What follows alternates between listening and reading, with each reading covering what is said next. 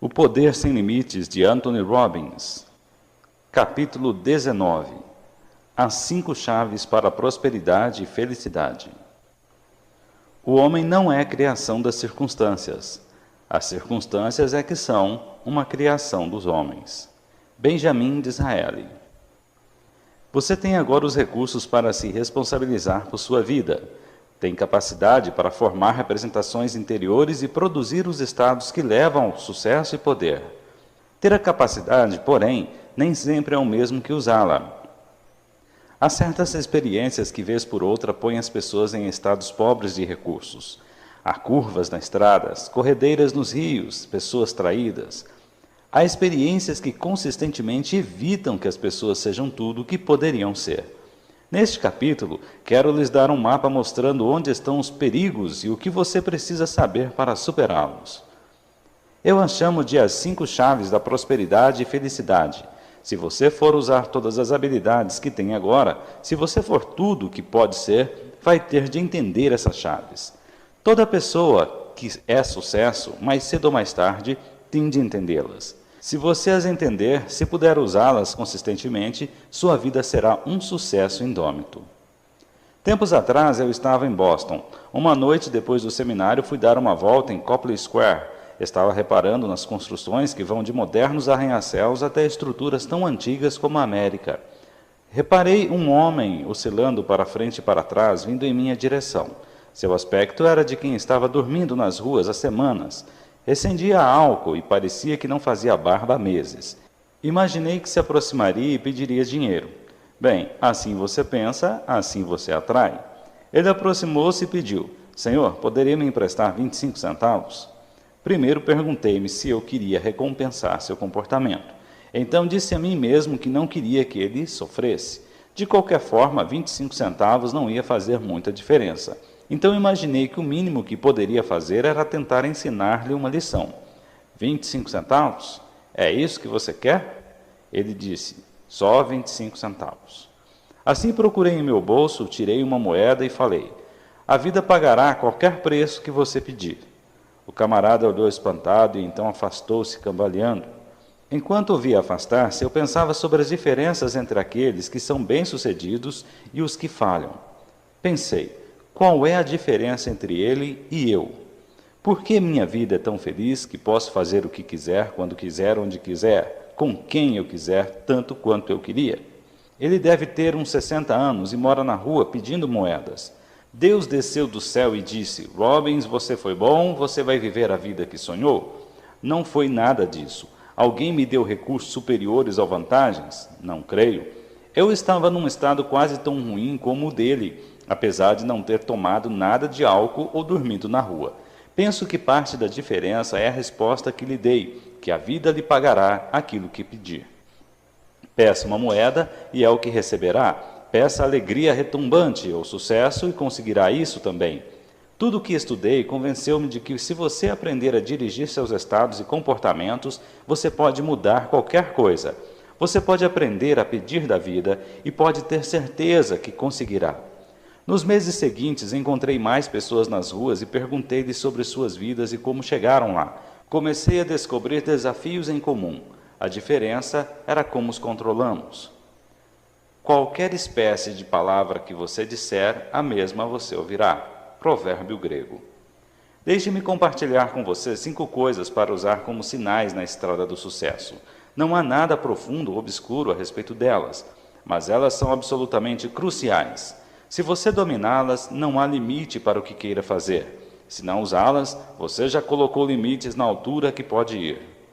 Pensamentos afirmativos e positivos são um começo, mas eles não são a resposta completa. Afirmação sem disciplina é o começo da desilusão. Afirmação com disciplina cria milagres. Aqui está a primeira chave para a criação da prosperidade e felicidade. Você deve aprender como controlar a frustração. Se quiser tornar-se tudo o que você pode se tornar, fazer tudo o que você pode fazer, ouvir tudo o que pode ouvir, ver tudo o que pode ver, você tem de aprender a lidar com a frustração. Ela pode matar sonhos. Acontece a toda hora. A frustração pode mudar uma atitude positiva e negativa, um estado fortalecedor num decadente. A pior coisa que uma atitude negativa faz é destruir a autodisciplina, e quando essa disciplina vai-se, os resultados que deseja também se vão. Assim, para assegurar sucesso duradouro, você deve aprender como disciplinar sua frustração. Deixe-me contar-lhe uma coisa: a chave do sucesso está na frustração maciça. Olhe para quase todos os grandes sucessos e descobrirá que houve muita frustração pelo caminho. Qualquer pessoa que lhe diga outra coisa não sabe nada sobre realização. Há duas espécies de pessoas: aquelas que controlam as frustrações e aquelas que gostariam de controlá-las. Há uma pequena companhia chamada Federal Express. Um sujeito chamado Fred Smith começou a firma e construiu um negócio de muitos milhões de dólares a partir de montes de frustrações. Quando começou a empresa, após tê-la financiado com cada centavo que tinha, ele esperava entregar aproximadamente 150 encomendas. Em vez disso, ele entregou 16, 5 das quais eram para a casa de um dos empregados. As coisas então pioraram. Periodicamente, os empregados descontavam seus cheques com agiotas, porque não havia fundos para cobri-los. Muitas vezes seus aviões estavam quase para ser devolvidos e algumas vezes tinha de conseguir uma certa quantidade de vendas durante um dia para continuar operando. A Federal Express é agora uma empresa de bilhões de dólares. A única razão pela qual ainda existe é que Fred Smith foi capaz de controlar frustração em cima de frustração. As pessoas recebem uma boa recompensa por controlar suas frustrações. Se você faliu, provavelmente é porque não estava controlando muito as frustrações. Você diz: bem, estou falido, por isso que estou frustrado. Dizer isto é um retrocesso. Se você tivesse controlado mais frustrações, você já seria rico.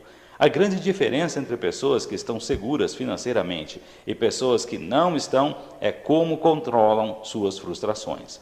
Eu não sou bastante calejado para sugerir que pobreza não tenha grandes frustrações. Estou dizendo que a maneira de não ser pobre é enfrentar frustração após frustração, até ser bem-sucedido. As pessoas dizem: bem, gente com dinheiro não tem problemas. Se tem bastante, provavelmente tem mais problemas. Acontece que elas sabem como enfrentá-los, como elaborar novas estratégias e novas alternativas. Lembre-se, ser rico não é só uma questão de ter dinheiro. Um relacionamento excelente proporciona problemas e desafios. Se você não quer problemas, não deve ter um relacionamento. Há grandes frustrações na estrada de qualquer grande sucesso, nos negócios, no relacionamento e na vida. A maior dádiva que o Optimum Performance Technology nos proporciona é que nos ensina como controlar as frustrações de maneira efetiva. Você pode pegar as coisas que costumavam frustrá-lo e programá-las para que o excitem. Instrumentos como a PNL não são só o pensamento positivo. O problema com o pensamento positivo é que você tem de pensar sobre ele e muitas vezes já é muito tarde para fazer o que queria. O que a PNL oferece é uma maneira de transformar tensão em oportunidade. Você já sabe como pegar as imagens que antes o deprimiam e fazê-las enfraquecer e desaparecer ou mudá-las em imagens que lhe tragam êxtase. Não é difícil de fazer, você já sabe como é. Aqui está uma fórmula em 2 passos para controlar a tensão. Passo 1, não sofra por pequenas coisas. Passo 2, lembre-se, são só pequenas coisas. Todas as pessoas bem-sucedidas aprenderam que o sucesso está escondido no outro lado da frustração. Infelizmente, algumas pessoas não chegam ao outro lado. Pessoas que falham ao tentar alcançar suas metas geralmente são detidas pela frustração. Elas permitem que a frustração os impeça de tomarem as medidas necessárias que as apoiaram na realização de seus desejos. Você afasta essa pedra da estrada, abrindo caminho através da frustração, pondo cada revés com o qual possa aprender como feedback e seguir em frente. Duvido que encontre muitas pessoas de sucesso que não tenham passado por isso. Aqui está a segunda chave. Você deve aprender a controlar a rejeição. Quando repito isso num seminário, posso sentir que a fisiologia na sala muda. Há alguma coisa na linguagem humana que fira mais do que a pequenina palavra não. Se você trabalha em vendas, qual é a diferença entre fazer $100.000 e fazer $25.000? A primeira diferença é aprender como controlar a rejeição, de modo que esse medo não mais o impeça de agir. Os melhores vendedores são aqueles que são os mais rejeitados, são aqueles que podem pegar qualquer não e usá-lo como estímulo para tentar o próximo sim. O maior desafio para as pessoas de nossa cultura é que elas não podem controlar a palavra não. Lembra-se da pergunta que fiz antes? O que você faria se soubesse que não pode falhar? Pense sobre isso agora. Se você soubesse que não pode falhar, isso mudaria seu comportamento? Isso permitiria que você fizesse exatamente o que quer fazer? Então, o que o está impedindo de fazê-lo? É aquela pequenina palavra não. Para ter sucesso, você deve aprender como competir com rejeição, aprender como tirar toda a força da rejeição. Certa vez trabalhei com um atleta de salto de altura.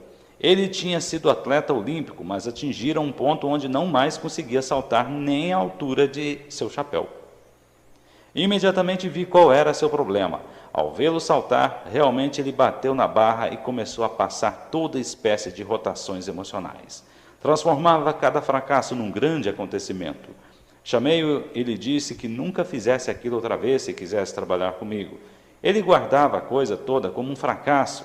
Enviava para seu cérebro uma mensagem que reforçava a imagem de fracasso. E assim, lá estava ela cada vez que saltava. Cada vez que ele saltava, seu cérebro estava mais preocupado com o fracasso do que em estar num estado rico de recursos que traria o sucesso. Disse-lhe que se batesse na barra outra vez, deveria dizer para si mesmo: ah, outra distração, e não, droga, outro fracasso. Ele deveria se pôr de volta num estado rico de recursos e tentar outra vez. Com 3 saltos, ele estava desempenhando melhor do que nos últimos 2 anos. Não se leva muito tempo para mudar. A diferença entre 2,10 metros e 1,90 é só 10%. Não é uma grande diferença em altura, mas é uma grande diferença em desempenho. Da mesma maneira, pequenas mudanças podem fazer uma grande mudança na qualidade de nossas vidas. Já ouviu falar de um camarada chamado Rambo? Sylvester Stallone? Será que ele apareceu na porta de algum agente ou estúdio e ouviu: ei, gostamos de seu corpo, vamos colocá-lo num filme? Não exatamente. Stallone tornou-se um sucesso porque foi capaz de resistir à rejeição após rejeição. Quando começou, foi rejeitado mais de 1000 vezes. Ele foi a todo agente que pôde encontrar em Nova York e todos diziam não, mas ele continuou seguindo, continuou tentando e finalmente fez o filme chamado Rocky. Ouviu a palavra não 1000 vezes e foi bater na porta 1001. Quantos não você aguenta? Quantas vezes você quis se aproximar e falar com alguém que achou atraente e decidiu não ir porque não queria ouvir a palavra não? Quantos de vocês decidiram não tentar um emprego, ou fazer uma visita de vendas, ou teste para um papel, porque não queriam ser rejeitados? Pense como isso é loucura. Pense em como está criando limitações por causa de seu medo dessa pequena palavra de 3 letras. A palavra em si não tem poder. Ela não pode cortar sua pele ou absorver sua força. Seu poder vem da maneira como você a representa para si. Seu poder vem das limitações que ela faz você criar. E o que os pensamentos limitados criam? Vidas limitadas. Assim, quando você aprende a dirigir seu cérebro, você aprende a controlar a rejeição. Você pode até ancorar-se a fim de que a palavra não mude. Você pode pegar qualquer rejeição e transformá-la em oportunidade. Se você trabalha em vendas por telefone, pode ancorar-se na forma de que simplesmente ao pegar o telefone se ponha em êxtase, mais do que faça surgir o medo de rejeição. Lembre-se, o sucesso está escondido do outro lado da rejeição. Não há sucessos reais sem rejeição. Quanto mais rejeição receber, melhor você fica, mais você aprende e mais próximo de seu objetivo você estará.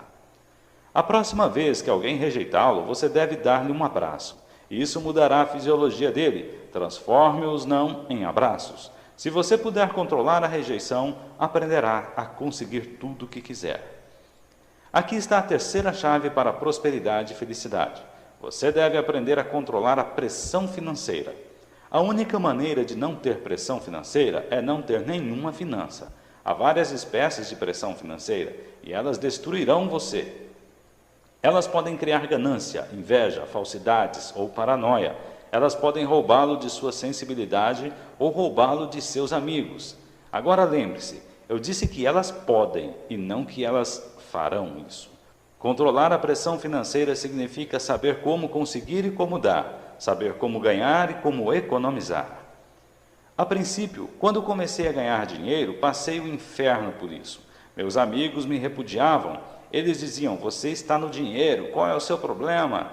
Eu dizia: não estou no dinheiro, eu só tenho algum. Mas eles não viam desse jeito. De repente, as pessoas, por algum motivo, achavam que eu era uma pessoa diferente, porque tinha um status financeiro diferente. Algumas estavam muito ressentidas. Assim, essa é uma das espécies de pressão financeira. Não ter dinheiro suficiente é outra espécie de pressão financeira. Você provavelmente sente essa pressão todos os dias. A maioria das pessoas sente. Mas quer você tenha pouco ou muito, você lida com a pressão financeira. Lembre-se de que todas as nossas ações na vida são guiadas pelas nossas filosofias, nossos guias de representações interiores sobre como agir. Eles nos dão os modelos de como agir. George S. Clason deu um grande modelo para aprender a controlar a pressão financeira no seu livro O Homem Mais Rico da Babilônia. Você já leu esse? Se já leu, leia outra vez. Se não, corra e consiga-o agora. É um livro que pode fazer você totalmente rico, feliz e excitado. Para mim, a coisa mais importante que o livro ensina é pegar 10% de tudo que você ganha e doar. É isso mesmo. Por quê? Uma razão é que você deve pôr de volta o que tirou. Outra é que ele cria valor para você e para os outros. Mais importante ainda, ele diz para o mundo e para seu próprio subconsciente de que há mais do que o suficiente. Essa é uma crença muito poderosa para alimentar. Se há mais do que o suficiente, significa que você pode o que quiser e os outros também podem. E quando você detém esse pensamento, você o faz tornar-se real. E quando você começa a dar 10%? Quando estiver rico e famoso? Não. Você deve fazê-lo quando estiver começando. Porque o que você dá torna-se como uma semente de milho. Você tem de investi-la e não comê-la. E a melhor maneira de investi-la é dá-la para que produza valores para os outros. Você não terá dificuldades em encontrar as maneiras. A necessidade à volta de todos nós. Uma das coisas mais valiosas no dar é como isso faz com que você se sinta. Quando você é do tipo de pessoa que tenta encontrar e preencher as necessidades dos outros, isso faz você sentir-se diferente sobre quem você é.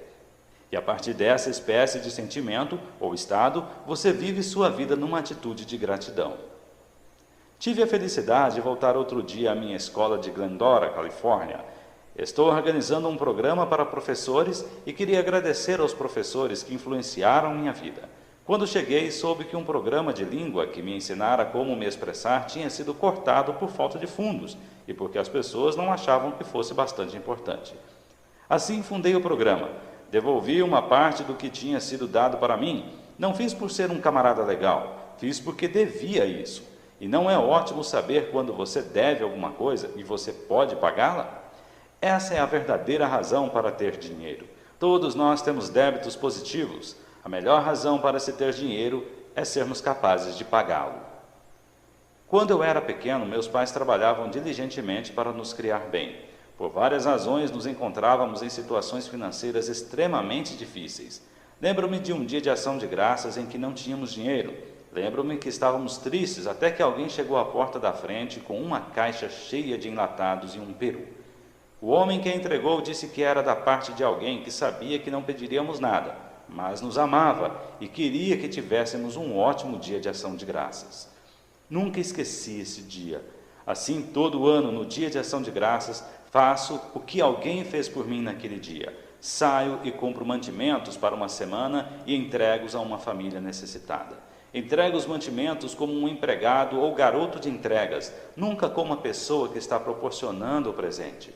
Sempre deixo uma nota que diz: isto é da parte de alguém que se preocupa com vocês e espera que algum dia vocês possam se cuidar e que saiam e devolvam o favor para alguém mais que precise. Isso tornou-se um dos pontos mais luminosos do ano para mim. Ver o rosto das pessoas quando sabem que alguém se preocupa com elas. Isso faz muita diferença. Isso é que é vida. Um ano eu quis dar perus no Harlem, mas não tínhamos uma caminhonete, ou mesmo um carro, e tudo estava fechado. Minha equipe disse: esqueçamos isso este ano. E eu retruquei: não, de jeito nenhum, eu vou. Eles perguntaram: como você vai fazer isso? Você nem ao menos tem uma caminhonete para fazer as entregas. Disse que havia inúmeras caminhonetes na rua, nós só precisaríamos encontrar uma que nos levasse. Comecei a fazer sinais para as caminhonetes, uma prática que não recomendo em Nova York. Muitos motoristas pensavam que estávamos em uma missão de procurar e destruir, e o fato de ser dia de ação de graças não mudou nada. Assim fui para um semáforo e comecei a bater nas janelas dos carros, dizendo às pessoas que eu daria $100 se nos levassem ao Harlem. Quando isso também não resolveu, mudei um pouco a minha mensagem. Dizia às pessoas que queriam tomar 1h30 de seu tempo para entregar mantimentos para pessoas necessitadas em uma área pobre da cidade.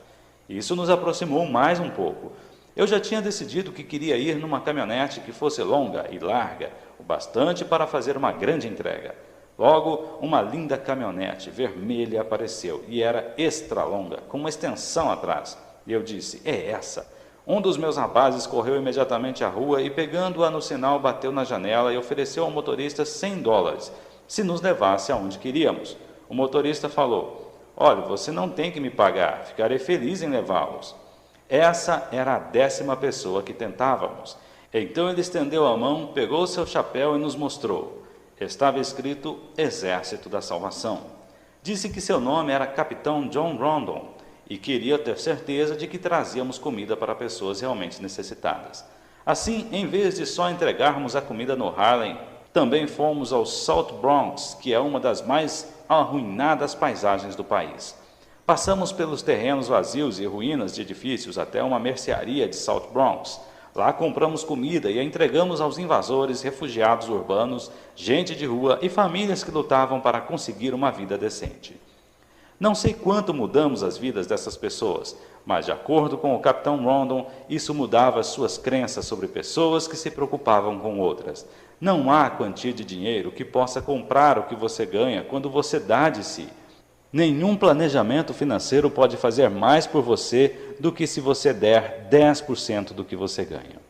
Isso lhe ensina o que o dinheiro pode fazer e o que o dinheiro não pode fazer. E essas são duas das mais valiosas lições que pode aprender. Costumava achar que a melhor maneira de ajudar os pobres era ser um deles. A melhor maneira de ajudar os pobres é ser um modelo de outras possibilidades, deixá-los saber que há outras escolhas possíveis e assisti-los em desenvolver os recursos para que se tornem autossuficientes. Depois de dar 10% de seu rendimento, pegue outros 10% para diminuir suas dívidas e um terceiro 10% para formar um capital para investir. Você precisa viver com 70% do que tem. Vivemos numa sociedade capitalista na qual a maioria dos seres humanos não são capitalistas.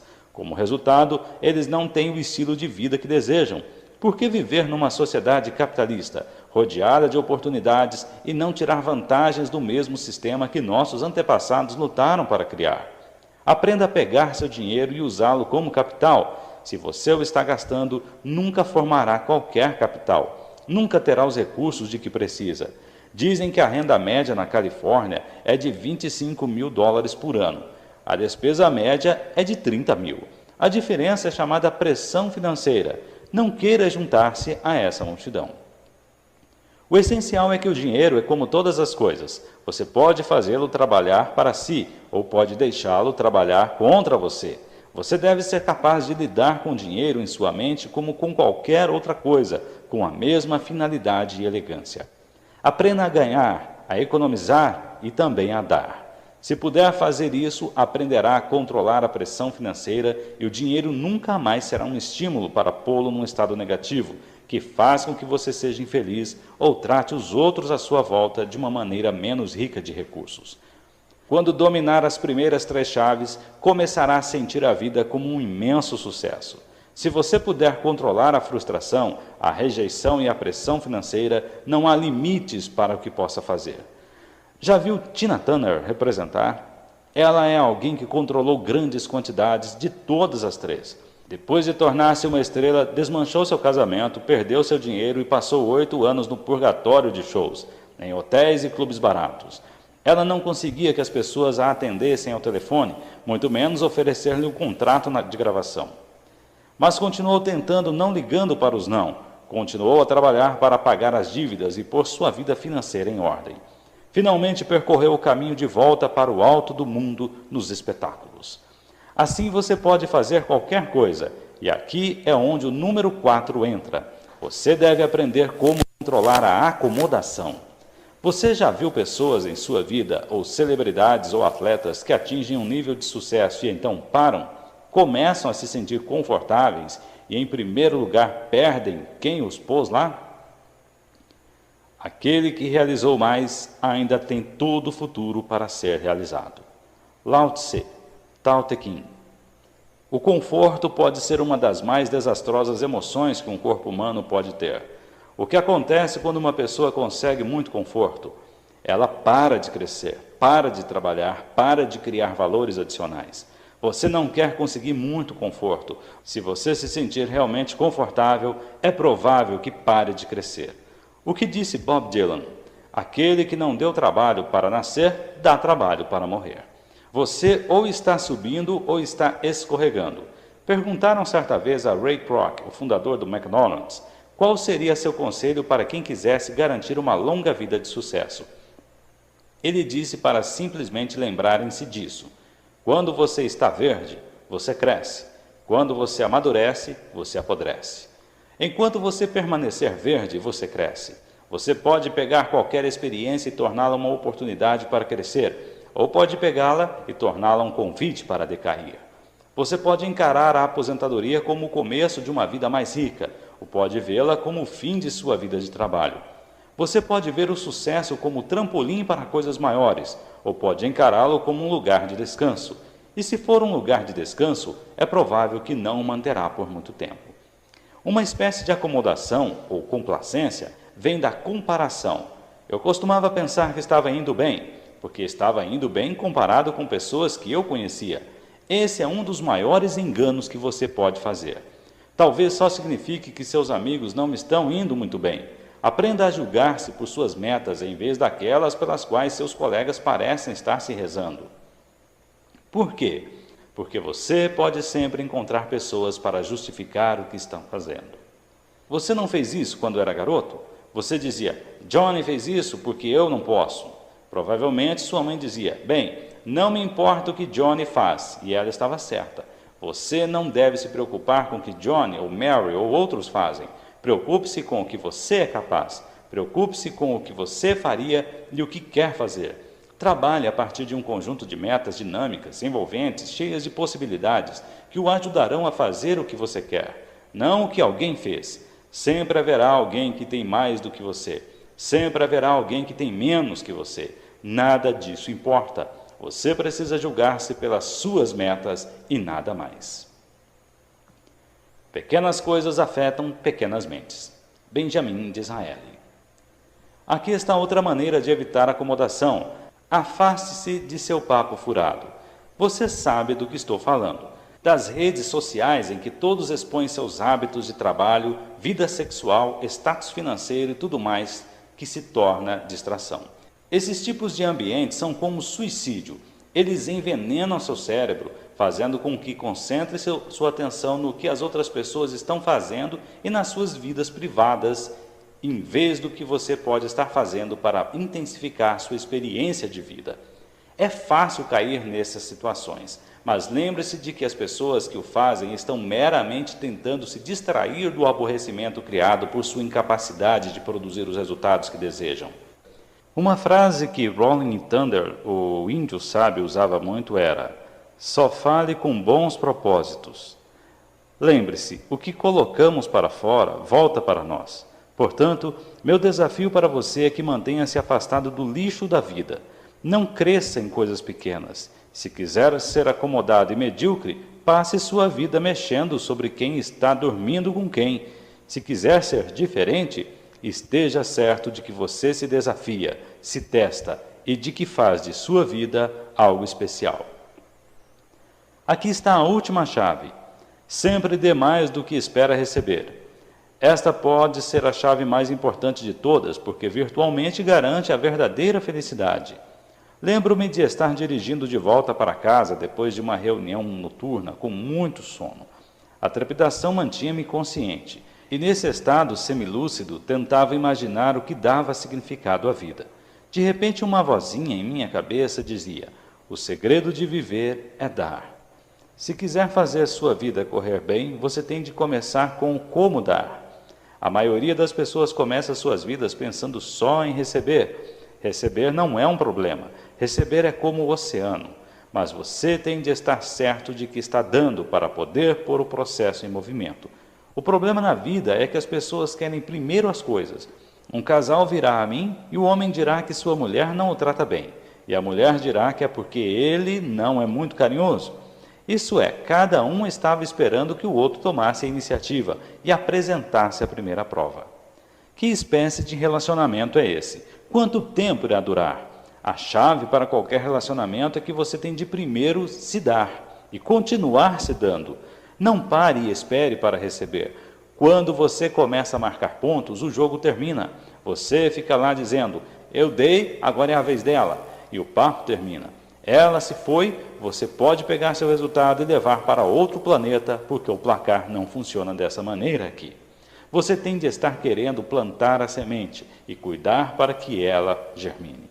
O que aconteceria se você se dirigisse ao solo e dissesse, dê-me alguns frutos, dê-me algumas plantas? O solo provavelmente responderia, desculpe-me, senhor, mas está um pouco confuso, deve ser novo por aqui, as regras do jogo são outras.